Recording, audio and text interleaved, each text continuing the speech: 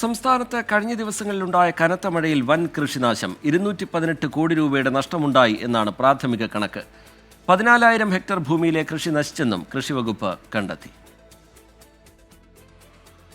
കാലവർഷം ആരംഭിച്ചതിനു ശേഷം 8 ദിവസം മാത്രം പെയ്ത മഴയിൽ സംസ്ഥാനത്തുണ്ടായത് വൻ കൃഷിനാശം. പ്രാഥമിക കണക്കെടുപ്പിൽ മാത്രം 218 കോടി രൂപയുടെ നഷ്ടമുണ്ടായി. 14,000 ഹെക്ടർ ഭൂമിയിലെ കൃഷി നശിച്ചത് മൂലം 86,000 കർഷകർക്ക് ബുദ്ധിമുട്ടുണ്ടായി. വെള്ളം കയറിയ കൃഷിഭൂമി ഇതിലും കൂടുതലാണ്. വാഴകൃഷിയാണ് ഏറ്റവും അധികം മഴ ബാധിച്ചത്. വീശിയടിച്ച കാറ്റിൽ പലയിടത്തും വാഴകൾ നിലം പതിച്ചു. വെള്ളമിറങ്ങിയതിനു ശേഷം മാത്രമേ കൃഷിനാശത്തിന്റെ പൂർണ്ണമായ കണക്ക് ശേഖരിക്കാൻ കഴിയൂ.